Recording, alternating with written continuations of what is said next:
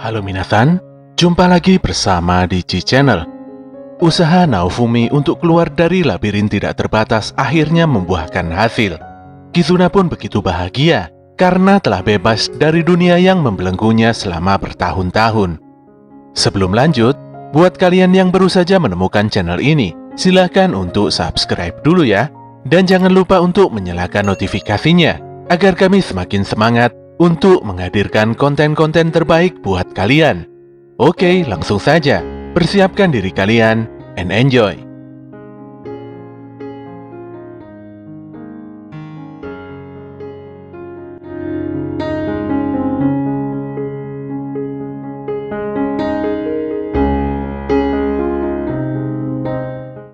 Setelah keluar dari labirin tidak terbatas, Kizuna menginformasikan pada semuanya kalau serangan gelombang akan datang dalam 10 hari lagi. Fakta ini sebenarnya membuat Naofumi kepikiran, apalagi mereka baru saja tiba di dunia ini. Ditambah lagi hingga saat ini, dia masih belum bisa melacak keberadaan Viro. Kizuna pun mengusulkan agar mereka semuanya pergi ke kerajaan Sikel, di mana kerajaan tersebut adalah kerajaan yang mengirim Kizuna keluar. Sayangnya waktu yang ditempuh untuk menuju kerajaan tersebut sangatlah lama. Ditambah lagi mereka harus melewati beberapa pos pemeriksaan dan juga pos perbatasan yang tentunya benar-benar memakan banyak waktu. Skill portal Kizuna juga tidak bisa digunakan karena dia tidak memiliki bahan untuk mengaktifkannya. Untuk itulah mau tidak mau semuanya harus pergi ke ibu kota kerajaan Mikakage, walaupun kerajaan ini sebenarnya telah memenjarakan Kizuna di dalam labirin tidak terbatas. Hal ini dilakukan agar Kizuna bisa memanfaatkan jam pasir naga di sana, sehingga semuanya bisa berteleportasi langsung ke kerajaan Sikel. Naofumi pun tidak ada pilihan lain dan menyetujui rencana Kizuna. Untuk menuju ibu kota, perjalanan akan ditempuh dalam waktu 3 hari. Dan dalam 3 hari tersebut, Naofumi berencana untuk menaikkan level serta berdagang demi mendapatkan lisensi dan lolos dari pos pemeriksaan.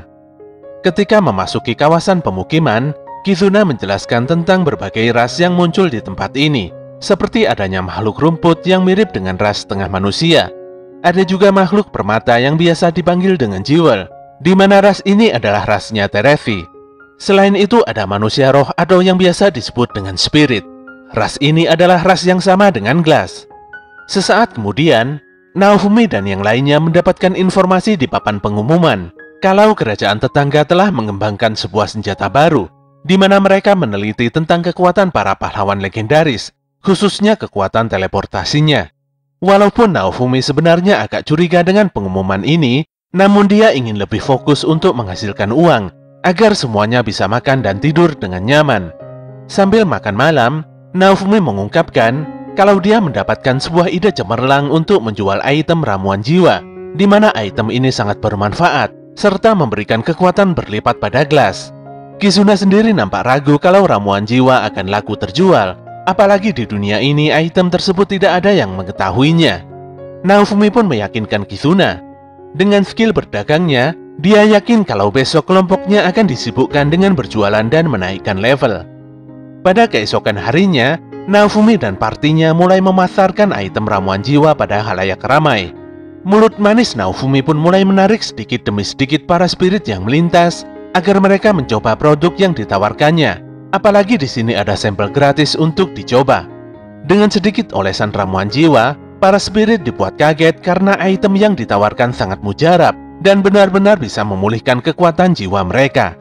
Dan benar saja, banyak manusia spirit yang langsung berebut dan akan membeli semua produk Naofumi berapapun harganya. Dalam waktu yang sangat singkat, semua item ramuan jiwa telah terjual dan ludes begitu saja. Naofumi beralasan pada para spirit kalau item berkualitas ini pembuatannya cukup rumit dan stoknya sangat terbatas. Untuk itulah, dia mengumumkan kalau besok akan melelangnya saja. Pada keesokan harinya, Naofumi kembali dikerumuni oleh para masyarakat yang tentunya hendak membeli barang dagangannya. Proses lelang pun berlangsung dengan begitu ketat, dan akhirnya salah satu botol ramuannya laku dengan harga yang lumayan tinggi, yaitu 30 perak. Ketika hendak melelang botol berikutnya, Kizuna sengaja menjegal Risia yang sedang membawa beberapa botol ramuan.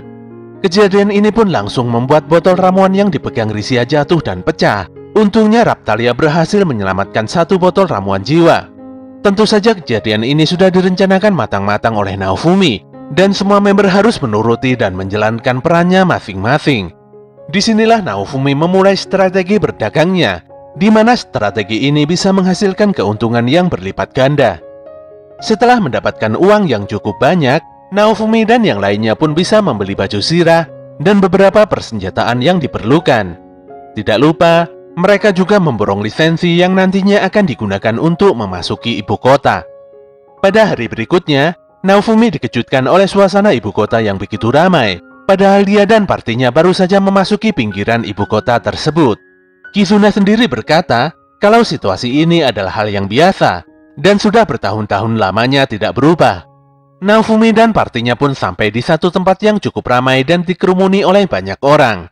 Lagi-lagi mereka mendapatkan informasi tentang adanya seorang penyihir jenius dari kerajaan sebelah yang mana telah berhasil mengembangkan cara untuk menggunakan teknik teleportasi yang seharusnya hanya bisa digunakan oleh 4 pahlawan kardinal ataupun pahlawan dengan senjata fatal. Informasi ini membuat Naofumi, Raptalia, dan Risia agak khawatir dan menduga kalau penyihir jenius tersebut adalah Kyo. Faktanya, penyihir tersebut bukanlah Kyo seperti yang dibayangkan oleh Naofumi dan partinya. Lelaki yang diketahui bernama Kazuki ini terlihat begitu angkuh dan dikawal oleh 2 orang wanita yang bersenjatakan tombak. Naofumi sendiri merasakan kalau aura keangkuhan Kazuki sangat mirip sekali dengan Kyo. Malam itu salju turun dengan begitu sangat lebat. Kizuna pun akhirnya mendapatkan banyak informasi lebih detail tentang siapa sebenarnya Kyo Esnina. Informasi dari Naofumi dan yang lainnya membuat Kizuna menjadi geram sendiri karena Kyo merupakan pria bajingan. Sebagai salah satu pahlawan di dunia ini, dia sebenarnya sangat ingin sekali menghajar Kyo, namun senjatanya tidak bisa melukai orang. Naofumi sendiri hanya memiliki perisai, sementara Raptalia dan Risia levelnya masih cukup rendah. Gelombang malapetaka di dunia ini akan datang kurang lebih 6 hari lagi, dan sebelum gelombang tersebut datang, Naofumi dan partinya harus bisa menemukan Viro, serta mengalahkan Kyo secepatnya. Naofumi tidak berniat untuk tinggal terlalu lama di dunia ini. Saat itulah, Raptalia mengajak Naofumi untuk segera pergi menuju jam pasir naga. Dia beralasan kalau jam malam dan badai salju akan membuat keamanan di dalam kerajaan melemah. Jadi kalau mau bergerak pergi, sekarang adalah waktu yang sangat tepat. Akhirnya diputuskan kalau malam ini juga semuanya akan berangkat. Beberapa saat kemudian, Naofumi dan yang lainnya mulai berlari untuk menjalankan rencananya. Kizuna berpesan, apapun yang terjadi, semuanya harus memprioritaskan diri untuk pergi menuju jam pasir naga. Jika Kizuna berhasil menyentuh jam pasir naga, maka dia bisa mengaktifkan teknik pemulangan dan berteleportasi. Dia juga telah mendaftarkan Naofumi dan yang lainnya sebagai bagian dari temannya. Hal ini dilakukan agar Kizuna bisa mengajak semuanya untuk berteleportasi bersama. Mereka semua telah sampai pada sebuah pintu, di mana di balik pintu tersebut terdapat jam pasir naga. Namun saat dibuka, ternyata di balik tembok tersebut adalah jalan buntu. Semuanya pun jadi terjebak dan tersudut oleh beberapa prajurit kerajaan. Tanpa pikir panjang, Raptalia langsung menerobos barikade prajurit dan membuat jalan bagi Naofumi dan yang lainnya. Mereka pun terus berlari dan mencari jalan untuk menuju jam pasir naga. Sayangnya lagi-lagi mereka menemui jalan buntu dan jalan buntu. Untuk lebih memaksimalkan pencarian, Kizuna meminta Naofumi agar mereka segera berpencar. Hal ini dilakukan agar mereka tidak membuang banyak waktu dan sibuk kucing-kucingan dengan para prajurit. Naofumi bersama Raptalia, sementara Kizuna akan didampingi oleh Risia. Kizuna yakin kalau jam pasir naga berada di tengah-tengah bangunan besar ini. Mau tidak mau, semuanya pun mulai bergerak sesuai dengan instruksi dari Kizuna. Dalam perjalanannya, Naofumi lagi-lagi menemui jalan buntu. Namun kali ini Raptalia berusaha untuk menghancurkan jalan tersebut dengan pedang kecilnya. Usahanya pun membuahkan hasil, dan mereka berdua telah sampai di ruangan jam pasir naga. Sayangnya di sana Kazuki dan pengawalnya telah menantikan kedatangan Naofumi. Dia pun memanggil para prajurit untuk memojokkan Naofumi dan Raptalia. Disinilah diketahui kalau Kazuki ternyata adalah bagian dari komplotannya Kyo. Dengan jujur Naofumi berkata kalau dia benar-benar tidak menyukai Kazuki yang sama menyebalkannya seperti Kyo. Kazuki sendiri telah mendapatkan perintah dari Kyo untuk menangkap Naofumi hidup ataupun mati.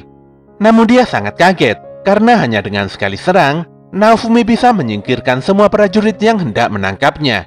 Sesaat kemudian, Kizuna dan Rishia juga nampak sampai di ruangan Jam Pasir Naga. Kizuna pun bisa mendekati Jam Pasir Naga dengan begitu mudah. Dia meminta agar semua teman-temannya sebisa mungkin mendekat pada Jam Pasir Naga. Dengan menggunakan senjata legendarisnya, Kizuna mulai mengaktifkan teknik pembuluh darah naga pemulangan atau teleportasi. Seketika itu juga, Jam Pasir Naga memberikan reaksi dan bersinar cukup terang, dibarengi dengan tubuh Kizuna yang juga bercahaya, layaknya Jam Pasir Naga tersebut. Tubuh Naofumi dan partinya yang telah mendekat pada Jam Pasir Naga juga nampak bercahaya. Awalnya semua begitu senang, karena merasa telah berhasil menjalankan rencana. Namun sesaat kemudian, tiba-tiba cahaya di tubuh Raptalia menghilang. Itu artinya, hanya Raptalia sendiri yang tidak bisa ikut berteleportasi. Suara Kyo tiba-tiba muncul dan menggema di seluruh ruangan. Dia tertawa puas dan mengejek Naofumi yang tidak bisa membawa Raptalia ikut serta. Parahnya, sekali saja teknik teleportasi diaktifkan, maka tidak akan bisa dibatalkan begitu saja. Sedari awal, Kyo telah merencanakan hal buruk pada Naofumi, di mana semua ini dilakukannya agar bisa melihat wajah Naofumi yang kesal dan sedih. Harapannya, Naofumi nantinya kembali dikuasai oleh amarah dan keputusasaan. Ketika Kazuki hendak menebas Naofumi, dia langsung dihentikan Raptalia. Kyo sendiri meminta agar Raptalia dibawa ke laboratorium untuk dijadikan kelinci percobaan. Raptalia pun memohon pada Naofumi untuk segera pergi, karena sampai kapanpun, dia akan tetap menjadi pedang bagi Naofumi. Dengan pedang kecilnya, Raptalia mengorbankan diri dan maju menghadapi Kazuki beserta prajuritnya. Di sini Kyo benar-benar puas dan tertawa terbahak-bahak. Sementara Naofumi hanya bisa pasrah dan sedih. Dia terus meneriaki nama Raptalia, walaupun sudah tahu kalau itu tidak berguna.